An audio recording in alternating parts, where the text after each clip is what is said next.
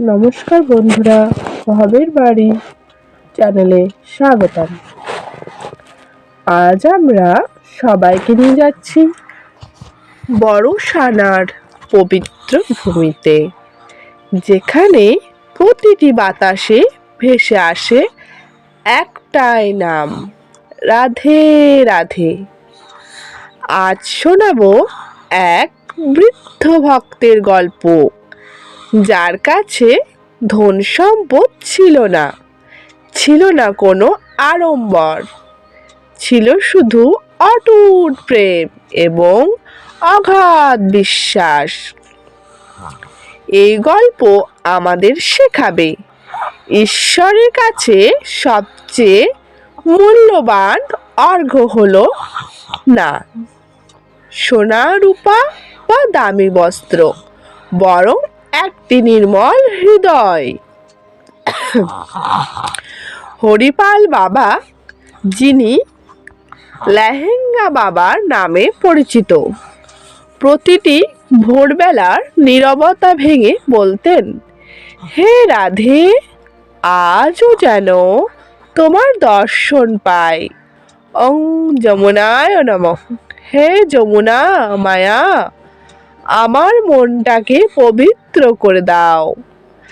আজ যেন আমি নিষ্কুলুষ হৃদয়ে তোমার সামনে দাঁড়াতে পারি।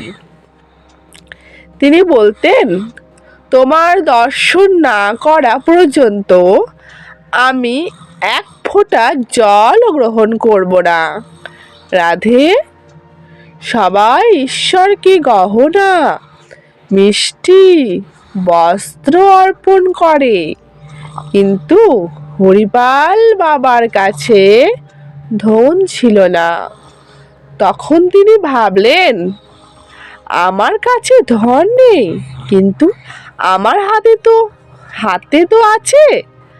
আমি কি নিজের হাতে তোমার জন্য কিছু বানাতে পারি না? হ্যাঁ, আমি তোমার জন্য একটি লেহেঙ্গা বানাবো।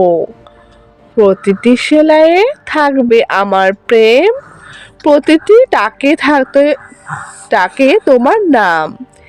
তিনি কাজ শুরু করলেন। বললেন, এই রঙে আছে ত্যাগ, আছে ভক্তির আগুন।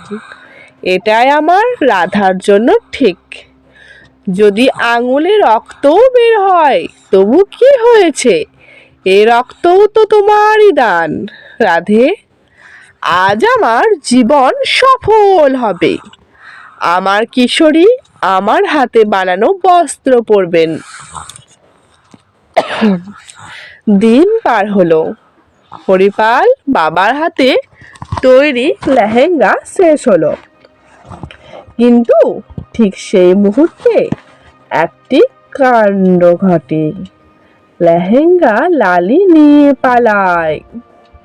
হরিপাল বাবা চিৎকার করে বললেন, ওরে মা, ওটা তো রাধার জন্য ছিল, ফিরিয়ে দাও।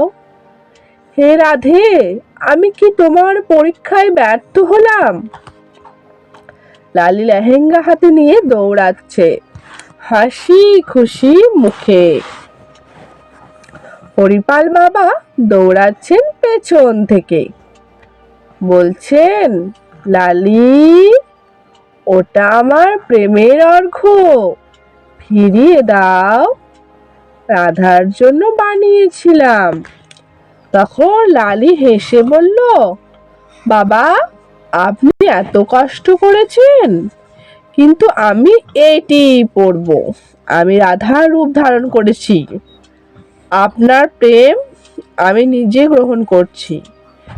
হরিপাল বাবার চোখে আনন্দের অশ্রু। তিনি বললেন, তোমার হাতে লেহেঙ্গা, যদি তুমি রাধার রূপে পরছো, আমি সন্তুষ্ট। আমার প্রেম তোমার কাছে পৌঁছে গেছে। লালি লেহেঙ্গা পরে দাঁড়ালো। হরিপাল বাবা চোখে চোখ রাখলেন, বললেন, আজ আমার জীবন সফল হলো। তুমি আমার অর্ঘ্য গ্রহণ করেছো। আর আমি চাই শুধু তোমার সুখ, তোমার স্মরণ। সবশেষে হরিপাল বাবা ধীরে ধীরে বললেন, রাধে, ও রাধে, এখন আমাকে তোমার চরণে স্থান দাও। আমার সবকিছু তোমাকে সমর্পণ করলাম। রাধে রাধে। ধন্যবাদ, সবাই ভালো থাকবেন। দেখা হচ্ছে পরের ভিডিওতে।